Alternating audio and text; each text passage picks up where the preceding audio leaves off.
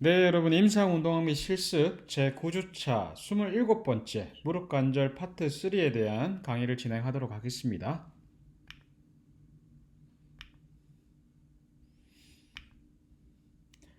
네, 여러분, 이 지금 저희 저 처음에 맵에 올려드렸던 내용인데요. 벌써 저희가 달리고 달려서 위에 거 다 하셨고요. 와, 벌써 무릎까지 왔습니다. 스크리온 메커니즘이라고 하는 무릎까지 왔고요. 저번 주에 제가 저번 영상에서 숙제를 드렸던 부분인 것 같네요. 여기까지 정확하게 예측했던 부분까지 좀 다 왔고요. 저 강의하면서 저번 그러니까 이 26번째 영상 하면서 제가 되게 고민을 많이 했습니다. 어디까지 여러분들한테 알려드리는 게 맞을까? 그냥 이 내용에 있는 부분들을 시험 치기 위한 부분이 맞을까? 아니면 제가 지금 실제 임상에서 하는 부분들을 여러분들한테 조금 더 많이 설명드리면 좋을까? 저번에 영상에서 제 고민이 많이 묻어났다고 보시면 될 것 같고요. 아, 그래도 최대한 좀 줄이고 해서 일주일 정도 고민을 하고 많이 고민합니다. 많이 고민해서 어떤 내용들을 포함을 시킬까, 빠지는 내용이 없을까에 대한 고민을 되게 많이 했었는데요. 제가 드렸던 이런 자료에서 많이 빠지는 부분이 없을 건데 혹시라도 더 궁금하거나 항상 관심이 있는 부분에 대해서는 저한테 이렇게 요청을 하셨으면 좋겠고, 이제 9주차니까 여러분들하고 이제 같이 제가 영상을 진행해야 되는 부분이 14주차까지 올리라고 얘기를 하더라고요. 그래서 총 15개 정도 영상이 남았는데요. 다 했는데? 라고 하실 수 있겠지만, 실질적으로 이렇게 좀 빨리 전체적으로 진행을 하고 진도가 잘 빠져서, 발목발 하고요. 다음 주 발목발 하고, 그 다음에 게이트에 대한 부분들에 대해서 여러분들한테 조금 더 디테일하게 설명드릴 수 있을 것 같고요. 나머지 빠졌던 내용들에 대해서 뒤에서 정리를 하는 형태로 하고 또 문제를 좀 풀어보는 시간도 좀 더 갖고 그러도록 하겠습니다. 앞에 영상이 좀 길었고 조금 힘드신 내용들도 좀 있었을 텐데 뒤에 좀 빨리 진행하도록 하겠습니다.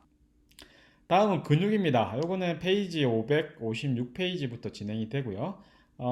보통 무릎 편 근육이죠. 앞쪽에서 뒤쪽으로 영상을 찍었을 때는 편 근육들을 볼 수가 있는데 큐머슬이라고 하고 총 4가지 뒤에 또 설명드릴 거기 때문에 나와 있고요. 저희가 보통 햄스트링이라고 하는 건 뒤에서 앞으로 찍었을 때는 뒤쪽에 있는 후면에 있는 근육들을 보게 됩니다. 이렇게요. 요거는 뭐 제가 만약에 저희 센터에 혹시 여러분들도 아마 실습이 나오실 것 같은데 저희가 이제 사업을 하고 있기 때문에 여러분들 중에서도 저희 센터를 경험해 보실 분이 있는데 하나하나 이렇게 손으로 찍어 보시는 것도 근육을 만지는 방법들은 그때도 설명드리겠지만 이렇게 근육이 통으로 형성되어 있는 것 같지만 전체적으로 이렇게 나눠 있는 구획들이 있습니다. 하나씩 손으로 만져보시면 느낌이 있을 것 같고요. 뒤쪽에서 만나볼 수 있는 것은 바이셉스 피모리스부터 해서 이렇게 진행이 되고 요거는 안쪽에서 바깥쪽 그렇죠 안쪽에서 바깥쪽 특징적으로 여기 구조물이 있다 그죠 요거는 이제 거의발 패스 안세리누스가 보이고요 나머지는 이제 바깥쪽에서 안쪽으로 바라봤을 때 아이트 밴드 구조물이 보이는 것을 알 수가 있습니다. 먼저 무릎 관절 편 근육에 대한 설명을 드릴게요. 페이지 557페이지. 무릎은 보통 뭐 안쪽 돌림이가 바깥 돌림 자체가 어느 정도는 이제 체중이 부여된 상태에서 형성이 되는데 주 기능은 무릎 관절의 편과 그 다음에 굽힘입니다. 그래서 그 부분에 대해서 조금 더 디테일하게 길게 설명을 좀 드릴 거예요. 무릎 관절 편 근육은 넙다리 네갈래근이고요. 이런 형태로 형성돼 있고 여기 보시면 렉터스 피모리스, 넙다리 고등근 같은 경우는 엉덩관절 굽힘과 무릎 편, 이 두 가지 투조인트 머슬로서 이 두 가지를 다 시행을 하고 나머지는 무릎 펴는 기능만 유일하게 하게 되겠습니다. 그 다음에 무릎 편 근육은 굽힌 근육보다 생산하는 토크 값이 크고요. 보통 무릎 편근이 100이라고 한다면 이 보통 이렇게 토크 값인데요. 사이벡스를 통해서 토크 값을 측정을 했을 때는 정상적인 무릎에서는 만약에 예를 들자면 무릎 편근이 100이라면 무릎 굽힌 건 한 60 정도의 값이 나왔을 때는 정상적이라고 보시면 되겠습니다. 그리고 무릎에서는 등척 그러니까 멈춰 있는 움직임이 없는 상태 그다음에 편 또는 원심 그다음에 동 또는 구심성 수축을 통해서 다양한 기능 수행을 한다고 볼 수가 있고요. 먼저 등척성 수축을 통해서는 무릎 관절 안정성 및 보호를 하고 편심성 또는 원심성 수축일 때는 이거는 늘어나면서 하는 수축인 건 아시겠죠, 그죠? 네갈래근의 앉기, 그다음 쪼그려 앉기 동작 시에 신체 질량 중심의 하강 속도. 예를 들면 뭐 스쿼트 동작이나 이런 거 할 때, 이런 넙다리 네갈래근이 조절을 못하게 됐을 때는 그냥 주저앉아 버리겠죠. 쪼그려 앉아 버리겠죠. 그래서 천천히 내려갈 수 있도록 하강 속도를 조절하고요. 그다음 무릎에 대한 충격, 흡수 기능을 합니다. 이건 보행에서 조금 더 이 편 근육에 대해서 제가 나중에 설명을 드릴 건데, 무릎에 대한 충격 흡수 기능을 합니다. 그러니까 체중 분산을 하는 것이 대표적인 기능이라 볼 것 같고요. 그다음에 이 동심성 또는 구심성은 근육이 짧아지면서 하는 수축인 건 아시겠죠? 네, 오르막길 달리기, 점프하기, 앉은 자세에서 일어나기 등 신체 질량 중심을 상승하는 형태의 운동을 하게 되겠습니다. 그래서 이 아까 설명드린 것처럼 이건 558페이지 내용부터 구성되어 있고요. 무릎을 펴는 거에 대한 토크 값입니다. 피고 굽히는 거, 풀 익스텐션하고 플렉션에 대한 부분에 있어서 토크 값인데요. 여기 보시면 요거는 OKC인 거 아시겠다, 그죠? OKC일 때는 90도 굽힌 상태에서 펴는 상태. 이게 이제 펴이 0도로 갈수록 여기 보시면 외적 모멘트 팔, 요거는 이 정강뼈의 무게라고 보시면 돼요. 외적 모멘트 팔은 여기 그렇죠. 요거는 이제 굽힘과 두 가지가 동시에 나타나 있는데 요 그래프만 보십시오. 요 그래프만 보실 때 이렇게 90도 굽히면서 위에 그림들을 이렇게 같이 설명을 하고 있어요. 여기 보시면 요게 설명들을 보시면 이렇게 해서 토크 값이 커지는 것을 보실 수가 있습니다. 90도에서부터 0도로 갈 때 무릎 각도가 밑에 X축이고요. 토크 값은 위에 Y축이라고 봤을 때 무릎 굽히면서 폐음으로 갈 때 토크 값이 증가하는 것을 보실 수가 있습니다. 두 번째는요. 여기 보시면은 요거는 이제 CKC의 형태고요. 요거는 많이 굽혀져 있을 때의 이 체중이 그렇죠. 외쪽 토크가 되겠고 EMA가 되겠죠. 외쪽 토크가 쪼그려 앉았을 때 가장 크다. 그 다음에 무릎을 펴고 몸이 올라오면서 몸을 그렇죠. 일으켜 세우면서 토크 값 자체가 감소한다고 보시면 됩니다. 90도 쪼그려 앉았을 때 가장 큰 형태의 편심성 수축을 통해서 얘네 자체가 가장 큰 토크 값을 낸다. 이렇게 보시면 될 것 같고요. 그래서 이거는 그렇죠. 무릎의 펴음일 때는 무릎의 펴음일 때 가장 큰 토크 값 요거는 이제 어떤 형태냐면 이 근육이 수축하는 힘이 가장 어느 각도에서 가장 크게 나타나느냐라고 봤을 때는 이 90도에서 45도 사이 그렇죠. 30대까지 45도 사이에서 가장 큰 힘을 낸다. 요 사이에서 그런 형태의 굽힌 각도를 통해서 얘가 그럼 제가 이제 요거를 어떻게 뭐 이렇게 여러분들 판단을 하시면 되냐면 요 각도 내에서 가장 큰 토크를 내기 때문에 재활 과정에서도 요 그 각도 내에서 뭐 세라밴드라든지 탄성적인 밴드나 아니면 기구를 통해서 운동을 집중적으로 시켜줄 수 있다. 아니면 요 형태의 부하가 생기는 부분들을 조절을 할 수 있는 부분이 있다. 처음에는 이런 굽힘 상태에서는 그렇죠. 자기 다리로 운동을 시켜주다가 나머지 저항을 걸었을 때는 이런 형태의 각도에서 가장 큰 힘을 낸다라고 보시면 될 것 같아요. 그 다음에는 그 파텔라 본, 아까 나왔던 그 녀석이네요. 파텔라 본과 이 파텔라 텐던. 그러니까 이제 무릎 펴음 형태에서 이 본이 어떤 형태의 역할을 하는지 아까 제가 설명드렸을 때는 레버의 역할을 하는데 그 레버 역할을 과연 어떻게 하는가에 대한 부분을 설명을 드리도록 하겠습니다.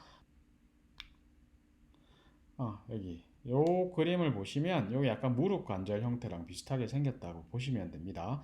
여기서 밑에 이제 축에서 힘이 내적 토크 힘으로 인해서 내적 모멘트 팔이죠. 요 힘 자체가 이 축이 중간에 형성이 되어 있고요.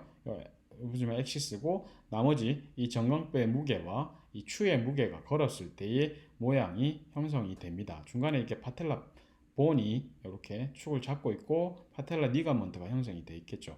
요 지금 기준기의 요 엑시스 파트가 되겠고요. 요 형태의 네 가지 가쪽 넓은 근과 넙다리 고등근, 중간 넓은 근, 그 다음에 안쪽 넓은 근에 대한 이 방향성이 다 틀립니다. 근데 얘의 목적은 전부 다 정강뼈를 들어올리는 무릎 편 형태가 되겠죠. 근데 이게 방향 자체가 틀리다 보니까 이 밑에 정강뼈를 들어올릴 때 힘의 이런 중심을 잡아줄 수 있는 이 축이, 그렇죠? 이 축이 되는 부분에 대한 그 역할을 파텔라가 한다는 걸 설명을 드리고 있는데요. 그렇죠. 지뢰축에서 여기 만약에 파텔라 본이 쿼드리셉스를 연결하고 밑에 이렇게 거친 면에 파텔라 텐던이 연결이 되어 있습니다. 만약에 이렇게 파텔라 본이 없는 상태라면 여기 보면 내적 모멘트 팔이 내적 모멘트 길어 있는 상태에서 지금 보면 파텔라 본이 없을 때는 내적 모멘트 팔이 짧아져 있는 것을 보실 수가 있어요. 그렇죠? 요 선 길이 차이가 있죠. 그래서 이 파텔라 본이 없을 때는 이 내적 모멘트 팔이 한 20% 정도 손실하기 때문에 만약에 이 파텔라 본이 없다고 생각했을 때는 폐엄에 대한 토크를 발생시키기 위해서는 이 넙다리 네갈래근이 30% 정도 더 많은 힘을 내야 하기 때문에 이 파텔라 본이 있는 이유는 지뢰 역할로서 좀 더 효율적인 힘을 낼 수 있다라고 보시면 될 것 같아요. 그 다음에 Q 앵글에 대해서 설명 하나 드리겠습니다. 이 Q 앵글은 여러분들 이제 무릎 넙다리 관절 통증과 무릎뼈의 과도한 가쪽 이동 경로 사이의 의미를 측정을 하는 건데요. 요거는 아까 그 총 4가지 이렇게 근육의 힘선을 봤을 때 중간에 이렇게 ASIS부터 시작해서 무릎뼈 사이와 요 각도 사이에 대한 부분들이 효율적으로 형성이 되어 있는지를 보는 거고요. 여기 보시면 ASIS 위, 앞, 엉덩 가시와 무릎뼈의 중간 지점을 연결하는 선, 그렇죠? 요 선입니다. 뒤에 영상을 하나 볼 거기 때문에 요 선하고요. 무릎뼈의 중간 지점과 정강뼈 거친면의 선을 연결하는 선, 여기입니다. 여기 거친뼈하고 무릎 중간에 이렇게 선요. 이렇게 형성되어 있는 선, 검은색 선이 되겠고, 요 사이각을 Q각이라고 합니다. 그렇죠? 이 Q각이 보통은 15도가 형성이 돼 있어요. 일반적으로 15도가 형성이 돼 있는데 노멀 앵글 같은 경우 남자는 보통 한 11.2도, 그다음에 여자 같은 경우는 한 15도 정도 형성이 돼 있죠. 요거는 이제 경사각이기 때문에 여자 같은 경우는 골반의 크기에 따라서 제가 골반 설명드리면서 설명 한번 드렸었죠. 골반의 크기에 따라서도 이 Q각 자체는 넓게 형성된 골반을 가지고 있는 여성분이 약간 좀 이 Q 앵글 자체도 크게 되어 있습니다. 그래서 만약 Q 앵글이 15도 이상 컸을 때는 이런 형태의 지금 증상들이 나타날 수가 있는데요. 예를 들면은 요거는 파텔라 이 무릎 넙다리 관절에 대한 통증, 그러니까 요 위에 보시면 이 파텔라 본과 쿼드리셉스 페모리스 넙다리 네갈래근이 만나는 요 지점에 대한 조인트의 페인이 있고요. 콘드로말레시아 같은 경우는 연골 연화증 같은 형태인데요. 요 안에서 연골이 받는 압박력이 크기 때문에 그 안쪽에 연골이 조금 약해지는 형태의 그런 질환이 생길 수가 있고, 그 다음에 요 뒤에 설명드리겠지만 요 Q각이 클수록 나타날 수 있는 이 앵글 차이 때문에 파텔라 본 자체가 디스로케이션, 탈구가 될 수 있는 증상들이 나타날 수가 있습니다. Q 앵글에 대해서 간단하게 영상 한번 보시고 넘어가도록 할게요. 자, Q 앵글이 무엇이냐? 보통 쿼드리셉스 앵글이라고 얘기를 하고요.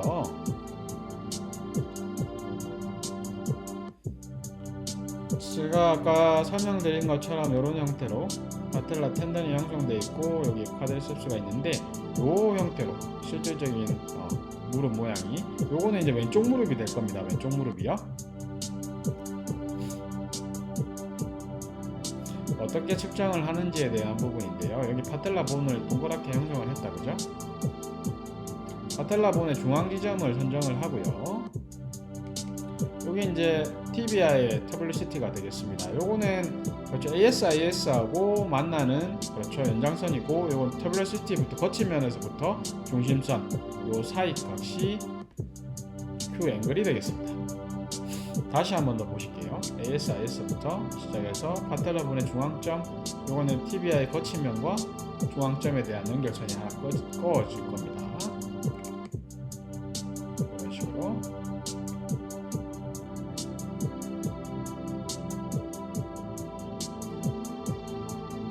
15도, 보통 usually라고 해서 한 15도 정도 형성이 된다고 얘기를 했고요.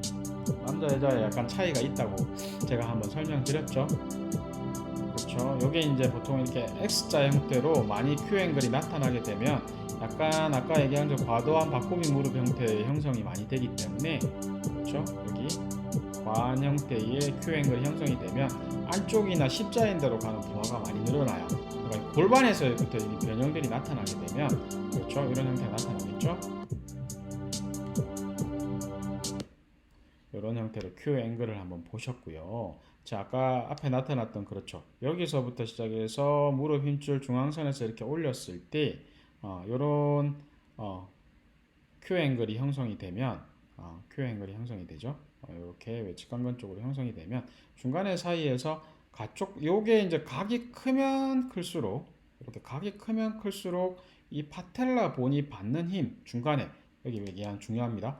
무릎뼈에 대한 활시위 힘이라고 해서 바깥쪽으로 빠져나가려는 이런 힘들이 더 크게 형성이 돼요. 요런 형태로.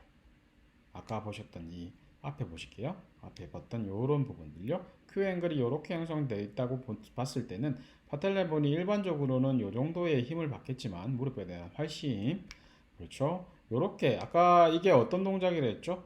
그렇죠. ACL이 가장 손상받는 그런 동작, 아니면 실질적으로 이런 돌림 힘이 있지 않는 상태에서도 Q 앵글이 만약에 크다면 이런 형태의 활시 힘을 평상시에도 받겠죠. 그래서 진짜 파텔라본의 디스로케이션이 일어날 수 있는 확률이 높아질 수도 있고, 이렇게 안에서 한쪽으로의 이렇게 마찰이 되는 접촉 지점이 많다 보니까 안에 있는 연골들이 약해지는 형태의 이런 질환들이 나타날 수가 있습니다.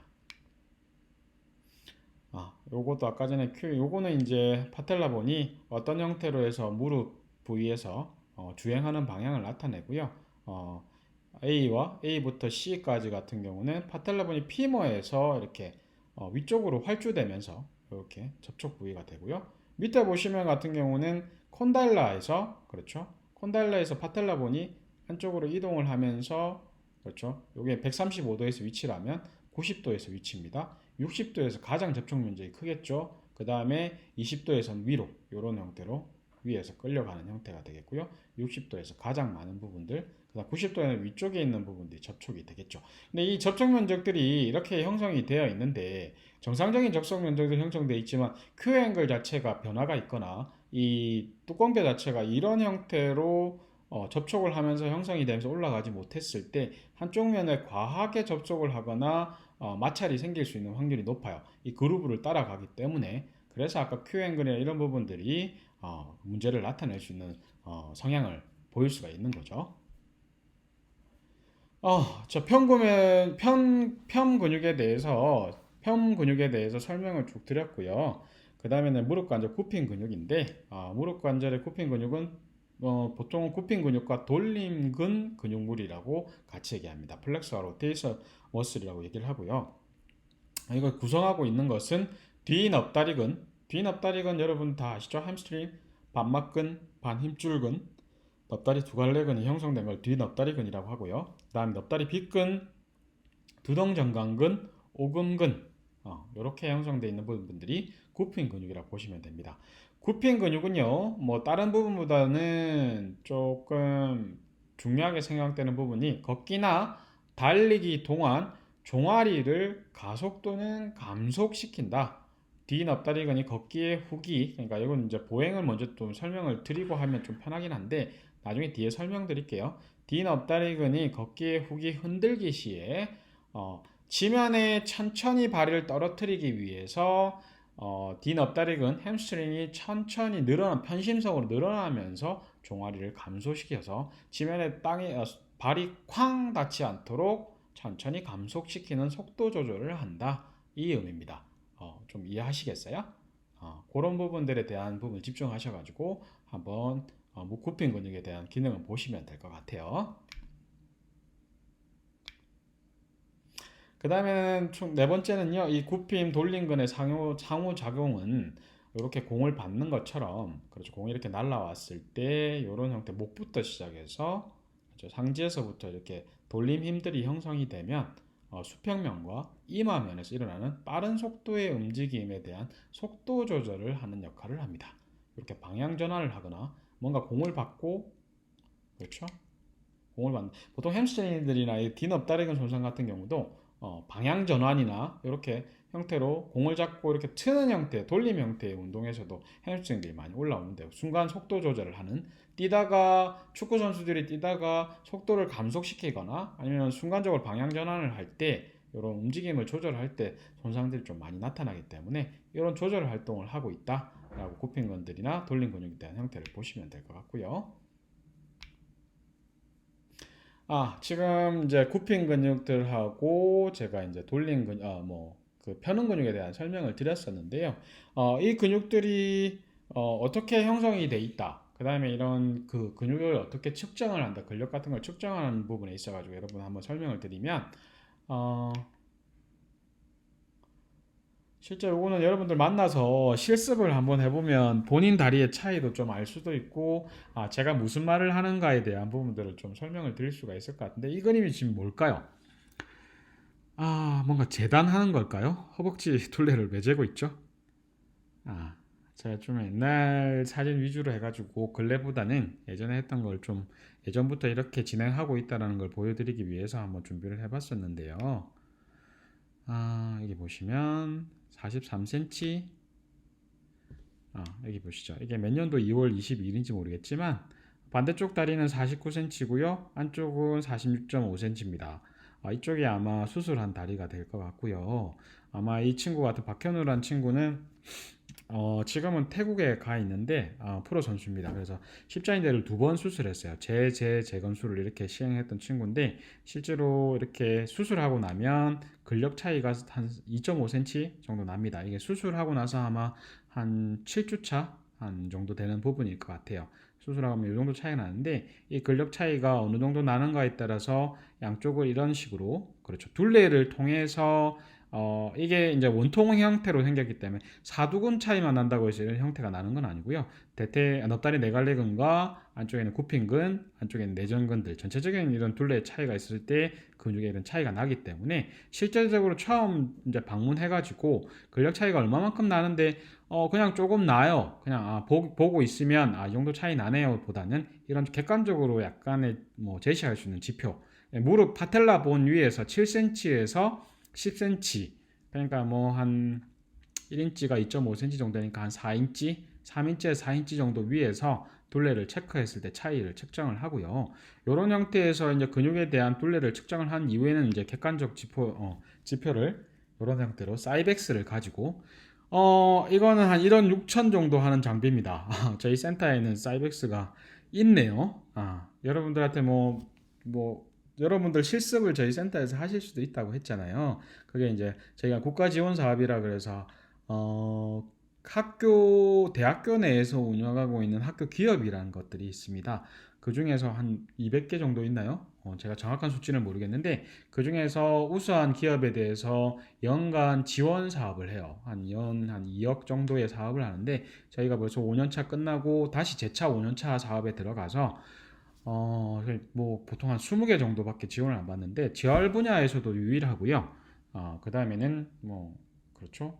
여러 지금 학교 내에 있는 기업 중에서 받기 때문에 여러분들이 이렇게 실습을 들어오실 수 있는 여건을 저희가 드릴 수가 있고 이런 사이벡스 같은 장비를 사서 선수들한테도 적용할 수 있는 그런 부분이 좀 됩니다.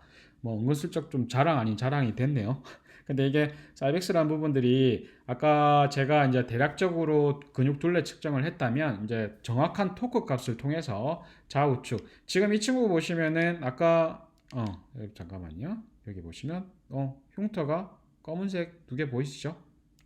보이세요? 중간에 여기 검은색 2개와 사이 큰 검은색 있죠. 요게 이제 십자인데 아까 전에 세미텐지너서스 요거 뽑아냈던 그 자리입니다. 요런 형태로 얘는 십자인대 수술. 흉터만 봐도 이제 십자인대 수술한 걸 아실 수도 있을 것 같아요. 이렇게 해서 이런 형태로 사이벡스를 진행합니다.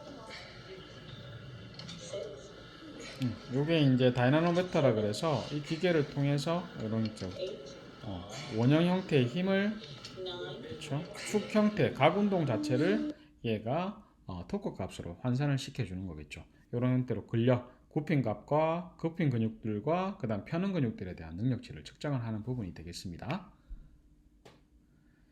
다음엔 아까 여러분 두 가지 무릎 보셨죠? 과도한 박구비 무릎하고 안구비 무릎, 그 다음 젖힌 무릎입니다. 보통 백리라고 보통 얘기하고요. 무릎, 그러니까 여기 익스텐션 자체가, 여기 정상적인 익스텐션이라 한다면 뒤쪽으로 더 이렇게 펴져 있는 형태가 되겠고요. 무릎 중립 위치에서 10도를 넘어선 과다펴 형태가 됩니다. 여기 보시면 뒤에 과신장된 무릎 관절 주머니와 마비된 무릎 관절, 굽힌 근육들이라고 나와 있는데, 가벼운 젖힌 무릎은 그러니까 여러분들 일상생활에서 자기가 이렇게 서 있을 때 무릎이 뒤로 빠진다라는 느낌이 들거나 뒤로 젖혀진다는 느낌들은 뒤쪽 구조물들의 광범위한 느슨함, 그러니까 예를 들면 굽힌 근육들이 좀 약해져 있거나 이런 뒤에 있는 조직들이 조금 약해져 있을 때는 느슨함이 나타날 수 있는데요. 과도한 젖힌 무릎은 그렇죠. 백리가 크게 나타나는 건 무릎 뒤쪽 구조물들이 많이 늘어났다고 보시면 됩니다. 자주 이렇게. 그러니까 체중 부하를 할때 무릎을 굽혀 쓰지 않고 계속 이렇게 체중을 뒤로, 이거는 좀 구체적으로 설명을 드리면 자기가 체중 부하할 때 대퇴사두근 넙다리 네갈래 근을 사용을 하지 않고 체중 분산을 하지 않고 그냥 이런 골반 형태, 골반부터 시작해서 발목까지 이런 형태 그냥 관절이 가지는 이 뼈의 구조적인 모양 자체만 가지고 체중을 분산을 가지고 있다는 거죠. 체중을 분산을 시키지 못한다는 거죠. 두 번째는 네갈래근의 강직, 이거는 이제 신경계 하시면서 배우실 거고요. 스파티시티라고 해서 배우실 것 같고, 그다음 무릎 굽힌근의 마비, 신경근의 근육에 대한 질환이 있을 때 이런 부분들이 증상들이 나타난다고 보시면 될 것 같습니다. 다음은 여기 처음 할 때 여러분 처음 영상에서 지금 제가 다큐멘터리 형태로 보셨는데요. 지금 보시는 오른쪽 무릎을 보시면 무릎이 많이 부어 있는 형태. 왼쪽 무릎은 지금 파텔라 본 자체가 지금 모양 자체가 잘 형성이 되는데 오른쪽 무릎 같은 경우는 파텔라를 볼 수가 없다 그죠. 요거는 무릎 손상 직후에 무릎 그 캡슐이라든지 무릎 이제 윤활렉 자체가 과도 형성이 돼 가지고 이런 형태 보통 뭐 물이 찼다고 보통 얘기를 합니다만 그 안에 있는 것은 저희가 이제 여러분들 이제 구조적으로 아까 공부하셨잖아요. 그러니까 무릎 이제 관절 주머니 윤활렉 자체가 지금 정상적인 이 시스템이 아니고 과하게 이렇게 나타나서 몸에 재흡수되지 못하는 상태라고 보시면 될 것 같아요. 보통 이퓨전이라고 해서 이렇게 설명을 하거든요. 요거를 보통 평가하는 방법은요. 무릎 관절의 부종은 과도한 윤활렉이 무릎 관절에 또는 그 주위에 축적될 때 제가 말씀드린 것처럼 이런 부분들은 그 뭐 관절염이나 인대 또는 반월성 연골 손상 시에서 요거는 윤활 주머니 내에서 체액 등이 많이 차서 나타나는 증상이라고 보시면 될 것 같고, 요걸 어떻게 그럼 평가를 하느냐?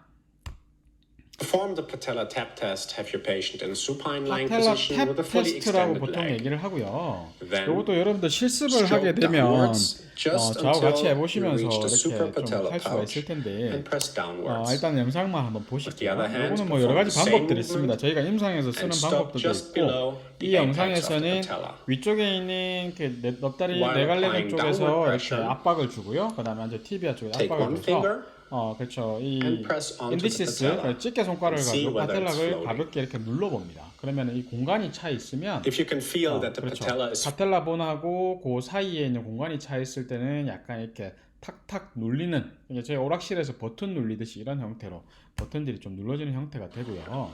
To conduct the brush stroke or bulge test, have your 또 patient in 다른 supine 형태의 lying 평가를 position 하나 더 with a 보실게요. fully extended leg. Then begin by brushing proximally at the medial side of the knee with a relaxed hand and relaxed 그렇죠. fingers. 이렇게 안쪽 면을 이렇게 쓸어준 다음에 파텔라 본 자체를 Consequently, 한쪽으로 brush down the 밀어줍니다. lateral side 그렇죠. of the knee, 사이드도 밀어주고 and you can observe a positive test if you can see a wave of fluids floating down the medial side of the knee. 이게 별거 없어 보이지만 이렇게 원래는 이렇게 쓰다듬는 형태에서도 뒤에 이제 무릎에 물이 찼을 때는 그 조직이 조금 더 부풀어 오는 형태를 보이고요. 그 다음에는 뭐 더 확인하기 위해서는 이렇게 쓰다듬는 동작 외에 파텔라 본을 안쪽이나 바깥쪽으로 밀었을 때 이렇게 공간에서 조직이 부풀어 오는 모습들이 좀 시간의 차이를 두고 올라오는 형태로 해서 이 퓨전을 테스트를 합니다.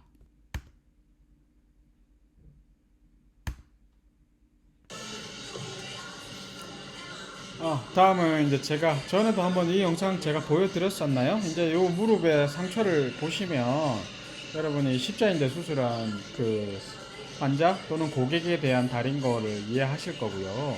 요거는 이제 그 주변에 있는 유착들을 조금 아니면은 이제 근막을 이완시키기 위해서 그라스톤이라는 장비를 가지고 주변 조직들을 풀어주고 있는 그런 형태가 되겠습니다. 여기 보시면은 관절경 들어간 자리 쪽으로 해가지고 무릎 파텔라본 주변을 하죠. 약간 그 정도 좀 느껴지고요.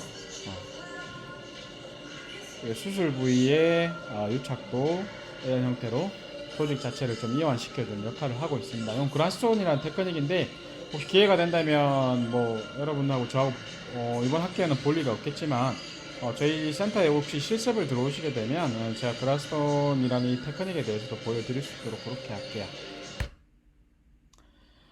네, 여러분, 이번 무릎을 하면서는 좀 고민이 좀 많았던 제가 또 수업이었던 것 같아요. 보여드리고 여러분들하고 같이 이렇게 하면서 느껴볼 것도 많았었는데 제가 어느 수준까지 이렇게 준비를 해서 보여드려야 되나. 자, 앞에 모든 지금 뭐 관절면이나 저희 상지나 하지를 하면서 모든 부분을 준비하면서도 느낀 건데 내용이 너무 어렵다고 하면 제가 보내드렸던 그런 PDF 파일 가지고 중요한 부분들만 정리하셔가지고 보셔도 되니까 너무 부담 갖지 마시고요. 혹시 궁금하신 내용들이 있으면 항상 질문해 주셨으면 좋겠습니다. 자, 그럼 여러분 지금 내가 찍게 찍을래. 가 이제 가. 지금 열심히 일할 당신 만나라. 고생하셨습니다.